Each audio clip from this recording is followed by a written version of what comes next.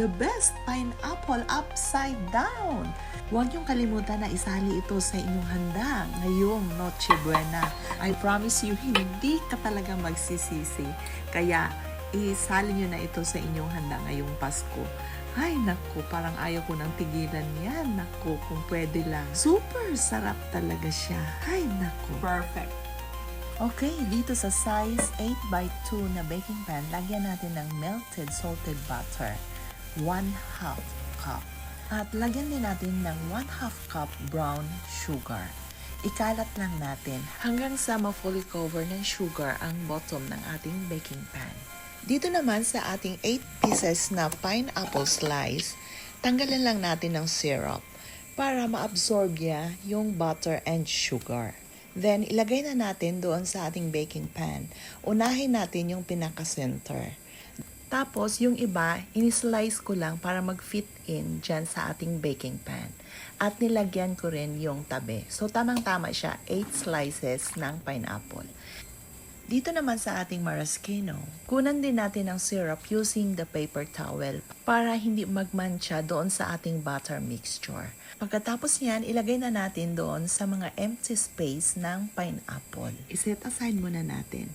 Dito naman sa ating dry ingredients, 1 1/2 cup all-purpose flour, 1 1/2 teaspoon baking powder, 1/2 teaspoon salt. I-strain lang natin ito. At haluin para ma-well combine. Dito naman sa ating mixing bowl, maglagay lang tayo ng 2 large eggs.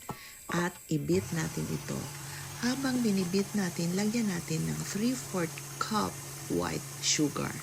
Dahan-dahan lang natin ilagay ang sugar hanggang sa maubos ito. Pagkatapos yan, lagyan din natin ng 1 teaspoon vanilla essence. Then, idagdag natin ang 1/2 cup melted salted butter, 1/3 cup full cream milk, and 1/3 cup sour cream. Patuloy lang sa pag-mix hanggang sa ma-well incorporated ang lahat ng ingredients. Then, i-mix na natin doon sa ating dry ingredients. Ihalo natin using folding method. So, dahan-dahan natin na i-fold hanggang sa ma-well incorporated ang lahat ng mga ingredients. After that, ilagay na natin doon sa ating baking tray. Then, i-flat lang natin bago natin ilagay sa ating preheated oven na 175 degrees Celsius and bake it for 35 minutes. Tadang! Luto na po ang ating pineapple upside down. Kailangan natin i-flip habang mainit-init pa. Oops! Upside down. Woo! Tap, tap, tap, tap, tap, tap, tap, tap, tap.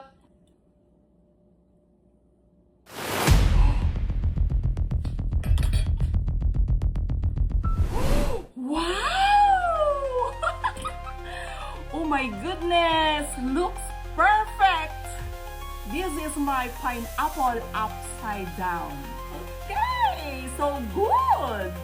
Pwede mo na siya i-serve right away or ilagay mo na sa fridge para palamigin, para mas masarap.